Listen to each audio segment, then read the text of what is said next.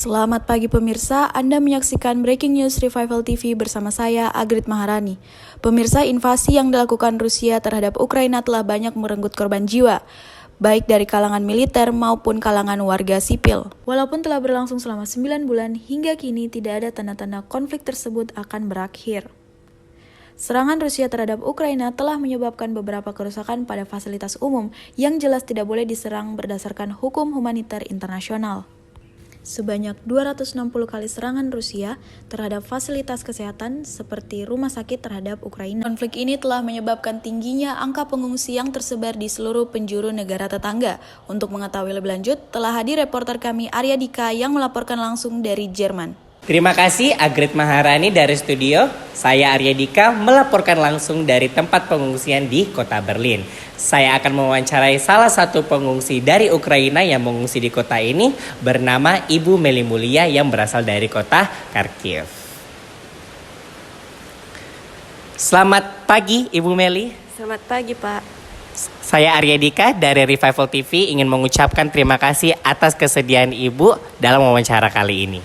Tidak masalah Pak Arya, saya siap untuk mengikuti wawancara dan menjadi narasumber.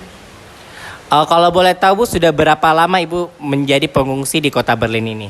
Sudah dari 7 bulan yang lalu, saya dan ibu dan kakak saya mulai mengungsi. Kami memutuskan untuk mengungsi dikarenakan militer Rusia sudah mulai menguasai kota kami. Saya turut prihatin dan saya ingin ucapkan terima kasih Bu atas wawancaranya. Sama-sama. Pemirsa, seperti yang kita ketahui, menurut laporan dari UNHCR memperkirakan ada lebih sekitar 7 juta masyarakat Ukraina yang memilih untuk mengungsi. Negara tujuan yang didatangi oleh para pengungsi ialah negara-negara tetangga Ukraina, diantaranya ada Polandia, Romania, Hungaria, Jerman, dan Moldova.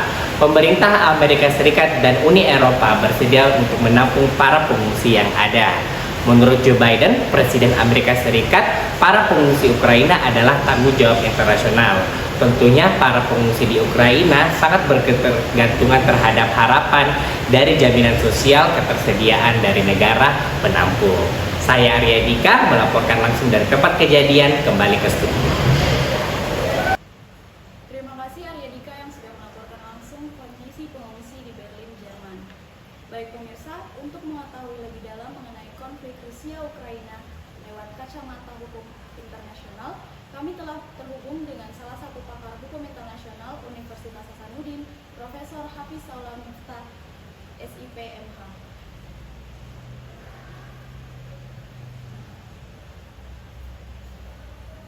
Baik, selamat pagi Prof. Baik, selamat pagi. Prof, konflik yang melibatkan Rusia dan Ukraina ini hingga kini belum menemui kesepakatan damai. Rusia terbukti beberapa kali telah merusak fasilitas sipil di Ukraina. Jutaan masyarakat telah mengungsi imbas dari konflik tersebut. Lalu, bagaimana analisis hukum internasional terhadap konflik yang terjadi? Mengenai analisis hukum internasional terhadap konflik Rusia dan Ukraina ini, hukum internasional menegaskan bahwa setiap negara yang melakukan pelanggaran berdasarkan aturan yang telah disepakati harus melakukan pertanggungjawaban atas apa yang telah dilanggar. Invasi Rusia terhadap Ukraina sejak 24 Februari lalu jelas melanggar ketetapan yang berlaku dalam hukum internasional seperti adanya pelanggaran hak asasi manusia hingga campur tangan atas konflik wilayah negara lain. Salah satu konsep dalam hukum internasional yakni hukum humaniter internasional. Hukum perang dibagi menjadi dua kategori. Yang pertama merupakan hukum yang mengatur tentang boleh atau tidaknya menggunakan kekerasan bersenjata pada suatu negara, sebagaimana yang tercantum dalam Pasal 2 Ayat 4 Piagam PBB mengenai penggunaan kekerasan terhadap suatu wilayah atau yang mengganggu kemerdekaan wilayah lain.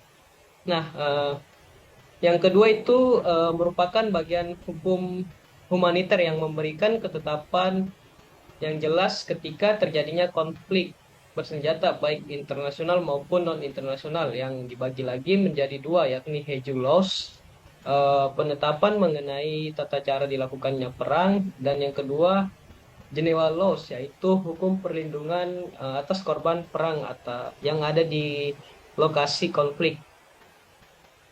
Oke, seperti itu.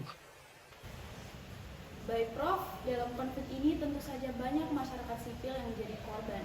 Bagaimana ketentuan dan peraturan terhadap warga sipil yang berada dalam peperangan? Oke, seperti yang dikatakan oleh saya tadi bahwa terdapat Geneva Laws.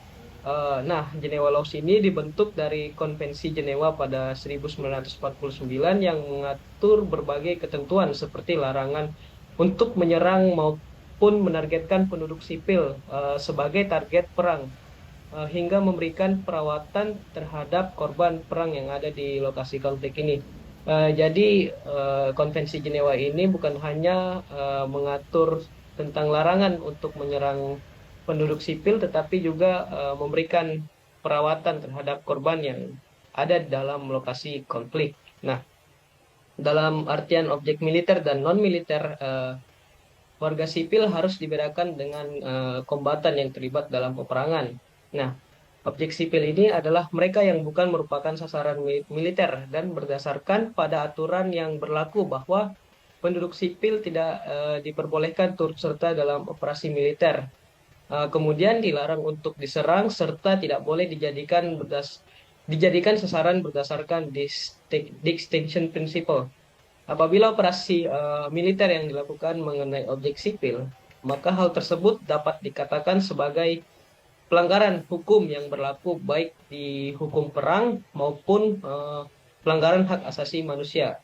Demikian hasil pemikiran saya atau hasil pendapat saya. Terima kasih.